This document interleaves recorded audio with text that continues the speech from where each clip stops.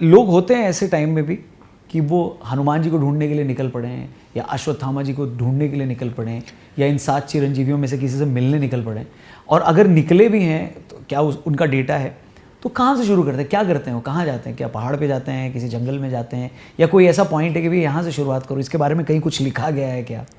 आपने रामायण महाभारत देखी है टीवी में, है बचपन में? हाँ जी, हाँ जी। हमको भगवान को ढूंढने नहीं जाना पड़ता है। पहले पहले जो होता था वो तो टेलीपोर्ट होते थे ना। हाँ हाँ, तो आप बैठे हैं आप एक जगह प्रकट हो तपस्या, जाते हाँ, तो आप कहीं नहीं जा रहे, आप एक ही जगह हैं वो आ रहे हैं। लेकिन उसके लिए आपकी आपकी श्रद्धा भक्ति में, श्रद्धा मतलब श्रद्धा, हाँ जी, क्या नाम है, कपूर नहीं, हाँ हाँ है ना, वो हम कपूर लगा के श्रद्धा करते हैं। तो आपकी श्रद्धा भक्ति में उतनी शक्ति होनी चाहिए। लेकिन अब हम लोग इंटरनली और एक्सटर्नली इतने एक्सपोज हो गए हैं और इतने डाइल्यूट हो गए हैं कि ऐसा माना जाता है कि अब वी कांट रीच देम, अब हमारी पहुंच ही नहीं है वहाँ तक। पर एक बात ये भी कही जाती है ना अक्षत भैया कि अगर आपको उन्हें ढूंढना है तो वो ऐसी जगह पर नहीं आएंगे कि भैया हम लोग यहाँ पे पॉडकास्ट कर रहे हैं तो यहीं आ जाएं या हमको सिग्नल पे मिल जाएं।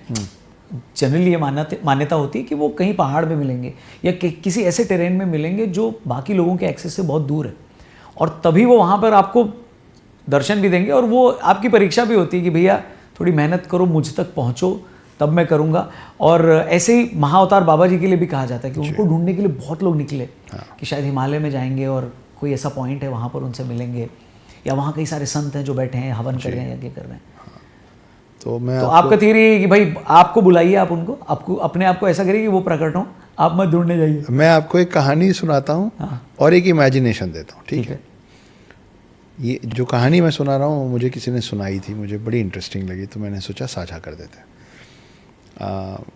नाम नहीं लूँगा कि किसके पूर्वजों की कहानी है, ठीक है, क्योंकि वो अभी भी हैं और नामी है। अच्छा। तो एक बहुत गरीब परिवार था और वो लोग हिंदू नहीं है। अब वो आप सोचें और कमेंट बॉक्स में लोग बताएं कि किसकी बात हो रही है। तो बहुत ज़्यादा दरिद्रता थी, बहुत ज़्यादा गरीबी थी, तो वो परेशान थी। उस घर की फीमेल, छोटा परिवार था, 2-3-4 लोगों का। तो उनके पास में कोई हिंदू परिवार रहता था, तो पड़ोसन फ्रेंड्स। तो उसने बोला कि हमारे में तो सब भगवानों को अलग अलग पदवी दी गई हुई है, तो हमको पैसों की ज़रूरत होती है तो हम लक्ष्मी जी की पूजा करते हैं। लक्ष्मी जी आती है, फिर आशीर्वाद दे के जाती है, फिर बहुत पैसे आते हैं। तो उसको वो बात समझ में आ गई। तो बोले बताइए कैसे करते हैं पूजा। तो उन्होंने पूरा विधि विधान बता दिया, साथ में उन्होंने मंत्र बता दिया, ये पूजा करना शुरू कर दी। ये 3-4 पीढ़ी पहले की बात कर रहा हूँ मैं, है ना, मतलब वो त्रेता युग और द्वापर युग की बात नहीं हो रही है, अभी की बात हो रही है। तो वो खूब पूजा पाठ की, बहुत कई महीनों सालों तक वो लगी रही। और उनकी टूटी फूटी झोपड़ी में, बहुत ज़्यादा गरीब लोग, उनकी टूटी फूटी झोपड़ी में लक्ष्मी जी सही में आ गई और बोली कि मैं बहुत प्रसन्न हूँ, मतलब तो इस कलयुग में ऐसी भक्ति तो मैंने नहीं देखी थी, तो मैं आ गई, मांगो क्या मांगती हो। तो उसने बोला, उसको एक बैक स्टोरी, लक्ष्मी जी की बैक स्टोरी नहीं पता थी। तो उसने बोला अब जो आप आ गई ना, अब आप बस यहीं विराजे रहिएगा, आज अब इस परिवार, इस घर, इस झोपड़ी से जाना नहीं कहीं। अच्छा। तो लक्ष्मी जी ने बोला ये तो पॉसिबल ही नहीं भाई, जाना पड़ेगा। हाँ। विष्णु जी के साथ जो कॉन्ट्रैक्ट है उसमें एक क्लॉज है, जो उन्होंने मुझे वरदान दिया है, मुझे गिफ्ट दिया है, तो गिफ्टिंग कॉन्ट्रैक्ट जो है उसमें एक क्लॉज है कि आप पृथ्वी में जिसको चाहें, जितना चाहें धन धान्य दे सकती हैं, लेकिन मैं जब चाहूँ वापस ले लूँगा। तो जब ये बात बैकुंठ धाम में पहुंची तो सरस्वती जी को पता चली। सरस्वती जी बोले हमको भी गिफ्ट चाहिए। वो भी आई, विष्णु जी बोला ये फाउल है, आपने उनको गिफ्ट दिया, मेरे को भी चाहिए। तो बोले हाँ ये तो हो गया गड़बड़, बताइए क्या चाहिए। बोले जो भी चाहिए लक्ष्मी जी से बेहतर चाहिए। तब विष्णु जी ने बोला था ठीक है, आप पृथ्वी में जिसको चाहें, जितना ज्ञान चाहें, आप ज्ञान की देवी हैं, जितना ज्ञान चाहें दे दीजिए। आपके गिफ्टिंग कॉन्ट्रैक्ट में कोई क्लॉज नहीं है, उसको मैं भी वापस नहीं ले सकता। तो इसीलिए ज्ञान जब आता है तो हमेशा रहता है, लक्ष्मी जी आती जाती रहती। तो लक्ष्मी जी ने उस महिला को बोला कि नहीं बेटा ये तो नहीं हो सकता है, आई हूँ तो जाना तो पड़ेगा, कुछ और मांग ले यार। तो थोड़ी देर वो लेडी सोची और बोली ठीक है मैं आपको एक गिलास पानी पिलाना चाहती हूँ अपने हाथों से। जब तक मैं पानी ला के अपने हाथों से आपको ना पिलाऊँ तब तक आप नहीं जाएंगे। तो बोली ठीक है। बोली मैं आती हूँ कुएं से पानी लेके। वो कुएं में जाके कूद गई, वो कभी लौटी ही नहीं, लक्ष्मी जी फंस गई। तो उस परिवार के लिए आज भी माना जाता है कि वो कितना बांट लें, कितना दे दें, कितने बड़े बड़े डील्स और प्रोजेक्ट्स छोड़ दें, उनके पास से समृद्धि ख़त्म नहीं हो सकती, नहीं होती है और आगे भी नहीं होगी, क्योंकि लक्ष्मी जी वहाँ ठहर गई। तो ये तो कहानी जो आप बोल रहे हैं ना कि हाँ, आती हैं कि हमको जाना होता है। तो ये फैमिली अभी भी है? तो आपको कहीं जाना नहीं होता। कौन से शहर में रहती है फैमिली? नहीं बताऊंगा। कैमरा बंद करो। बंद करो, मेरे को जानना है कौन है। कैमरा बंद होने के बाद में बताया आखिरी।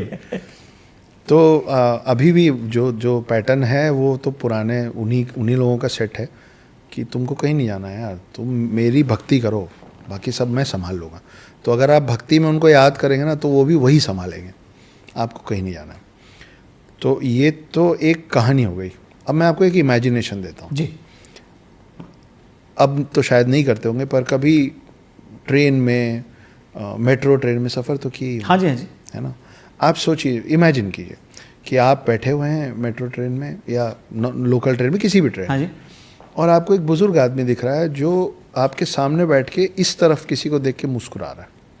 तो आपने देखा कि ये बुज़ुर्ग आदमी शर्ट पहना है, पेन लगा हुआ है, पेन लीक कर गया है, शर्ट ख़राब हो गई है ना, और शर्ट के बटन के बीच से उसको जनेऊ दिख रहा है, हाथ में रक्षा सूत्र बांधा हुआ है, लंबी सी दाढ़ी है, बड़े से बाल हैं, वो देख के किसी को मुस्कुरा रहा है। तो आपको लगा कि किसको देख के मुस्कुरा रहा है, तो आपने जब इधर पलट के देखा तो कि एक माँ के गोद में एक छोटा सा साल सवा साल का बच्चा है, वो उसको देख के, मतलब वो अपने जीवन के आखिरी पड़ाव में वो देख के मुस्कुरा रहा है एक ऐसे बच्चे को जो अपने जीवन के पहले पड़ाव में, ठीक है।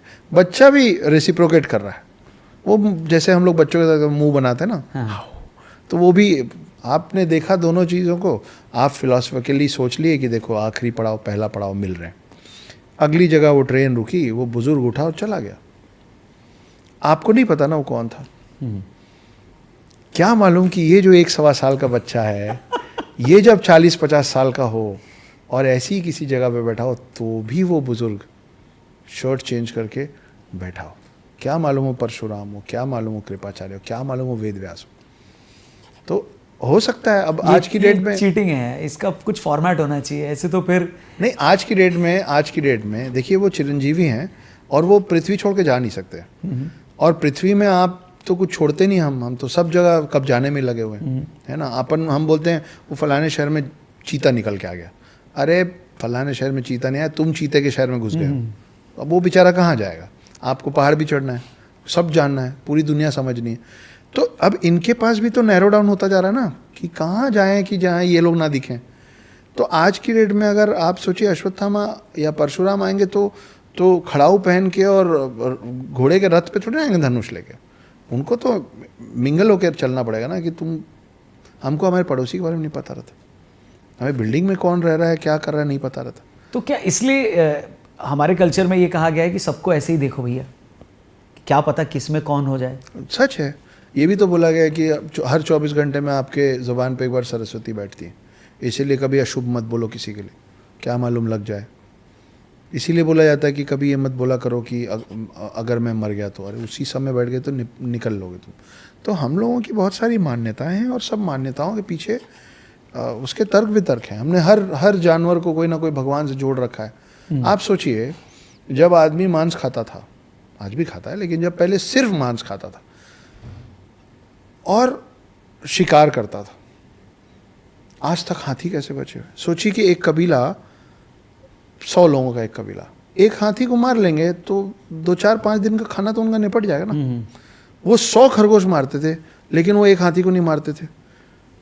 हाथी न छुप सकता है न तेज भाग सकता है, हाथी का शिकार करना सबसे ज़्यादा आसान, फिर भी हाथी फल फूल रहे हैं क्योंकि आपने उनको गणेश जी से जोड़ दिया।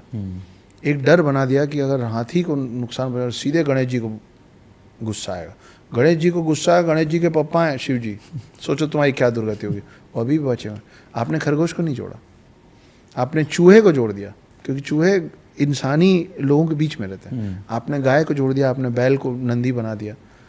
तो आपने हर जानवर से अपने आप को इस तरीके से जोड़ दिया है और हर जानवर को एक भगवान से जोड़ दिया है कि वो सुरक्षित रहे। लॉजिकल लोग तो हम हैं ही। बेचारा मुर्गा और बकरी ये देख के कितना परेशान है। बहुत हमको क्यों नहीं जोड़ा बे? बहुत, हमसे क्या गलती हो गई? हमसे क्या गलती होगी माई बाप? बकरे को जोड़ा है वैसे। हाँ, जब सती अच्छा। शिव जी की जो समकक्ष थी सती, जब उन्होंने आत्मदाह कर लिया था, क्योंकि राजा दक्ष ने शिव का तिरस्कार कर दिया था। तो राजा दक्ष कौन थे? मानस पुत्र थे, मतलब ब्रह्मा जी के पुत्र थे। तो गुस्से से शिव जी ने अपनी जटा का एक बाल तोड़ के जमीन में पटका था, और तब उनका अवतार निकला था वीरभद्र, जो गया था और राजा दक्ष मतलब शिव जी के ससुर, उनका गला काट दिया था गुस्से में। फिर बाद में सारे भगवानों ने उनको समझाया, तो फिर राजा दक्ष, जैसे गणेश जी को हाथी का चेहरा दिया गया था ना गला काटने के बाद, वैसे राजा दक्ष को बकरे का चेहरा मिला था।